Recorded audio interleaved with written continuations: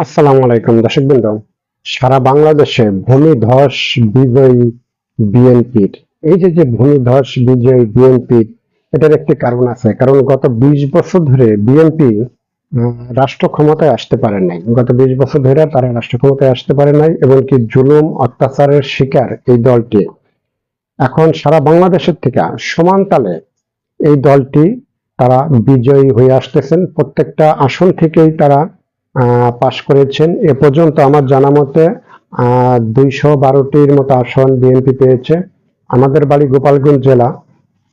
এই গোপালগঞ্জ জেলা 3টা আসন থেকেই বিএনপি পাশ করেছে। 3টা আসন থেকে বিএনপি পাশ করেছে। শেখ হাসিনা তার নিজের আসন, শেখ ফজলুল হক সেলিম তার আসন এবং কর্নেল ফারুক খানের আসন। এই 3টা আসন থেকেই বিএনপি ওখান থেকে মানে জয়লাভ করেছে, যেটাকে এক কথায় বলা যায় যে সারা বাংলাদেশই তাদের বড় ধরনের একটা বিজয়। তো যেটা আমরা বুঝতে পারতেছি যে সারা বাংলাদেশে মানে এইবারের যে প্রধানমন্ত্রী যিনি হতে যাচ্ছেন জনাব তারেক জিয়া, ওনাকে অভিনন্দন এবং গোপালগঞ্জবাসীর পক্ষ থেকে।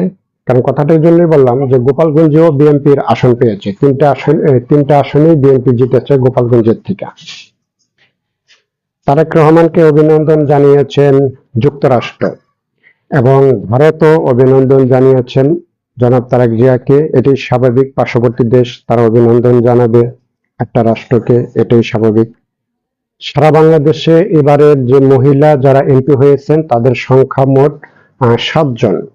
7 জন মহিলা এমপি হয়েছেন, যেখানে আগে নারীদের সংখ্যাটা, মেয়েদের সংখ্যাটা আগে বেশি ছিল, সেখানে এবার মাত্র সারা বাংলাদেশে 7 জন এমপি হয়েছেন। এই 7 জন এমপি ভিপি নূর, তিনি ট্রাক মার্কা প্রতীকে তিনি নির্বাচিত হয়েছেন। কারণ ভিপি নূর আসলে নির্বাচিত হওয়াটা স্বাভাবিক, কারণ ভিপি নূর অনেক মানে পুলিশের হাতে হোক, জনগণের হাতে হোক, এমনকি সেটা আওয়ামী লীগের নেতা কর্মীদের হাতে হোক, তিনি অনেক নির্যাতিত হয়েছেন, অনেক মায়ের খেয়েছেন। তার এমপি হওয়াটা এটা স্বাভাবিক। তার এলাকার জনগণ তাকে ভালোবাসে এবং তাকে ভালোবেসেই তাকে ভোট দিয়েছে ভিপি নূরকে।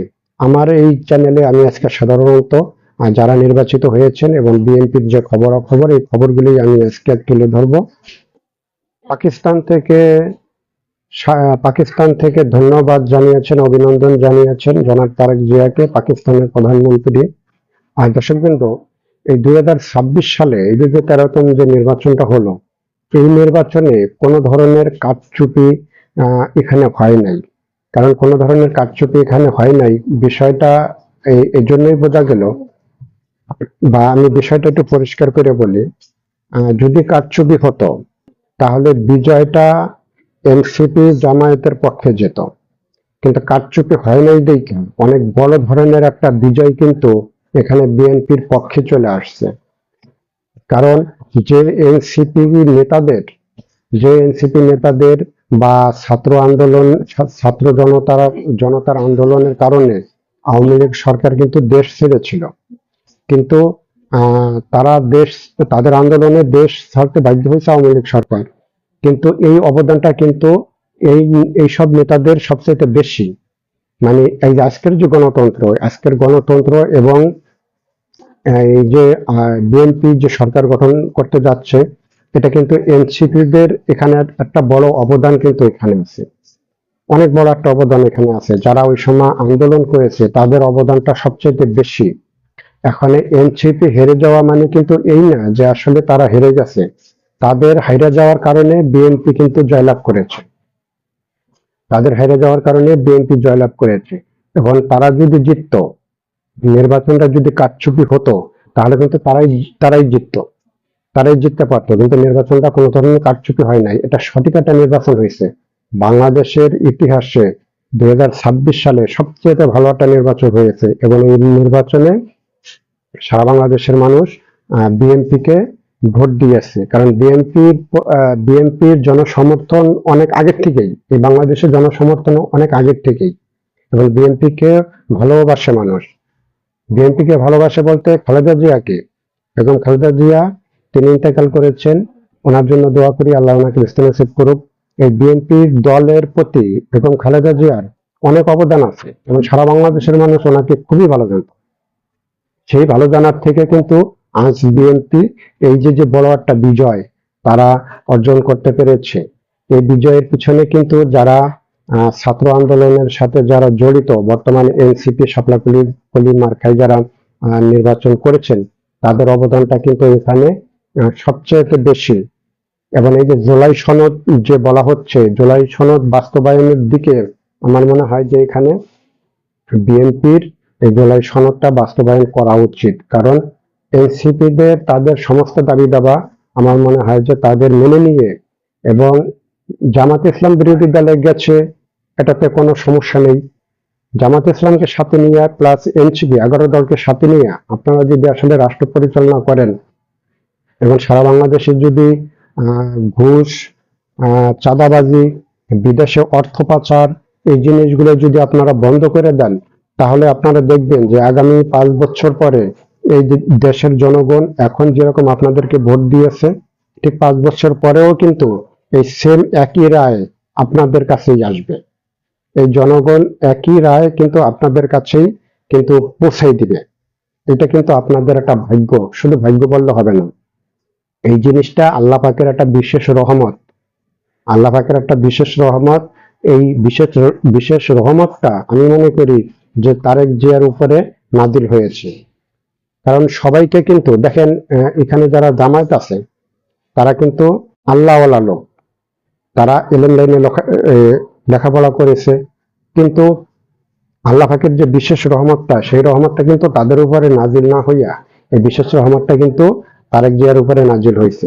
এই জন্য আমি বলবো যে তারেক জিয়া উনি কিন্তু আসলে একজন ভাগ্যবান মানুষ। আমি এই যে তারেক জিয়া যে একজন ভাগ্যবান মানুষ, আমি গত 2-2.5 মাস আগে একটা ভিডিও দিয়েছিলাম। আমার ভিডিওতে আছে যে তারেক জিয়া আসলে কি কারণে তিনি ভাগ্যবান মানুষ হলেন। উনি আসলে একজন ভাগ্যবান মানুষ, কারণ সারা বাংলাদেশের মানুষ ওনাকে পছন্দ করেছে। সারা বাংলাদেশের মানুষই ওনাকে পছন্দ করেছে। এবং এই যে পছন্দ যে করেছে, এই পছন্দটা মানুষ, আমি ইচ্ছা করলেই কিন্তু আসলে একটা মানুষকে পছন্দ করতে পারবো না। এই জিনিসটা কিন্তু আমার ভিতরে এই জিনিসটা আসতে হলে এটা আল্লাহ পাকের তরফ থেকে আসতে হবে।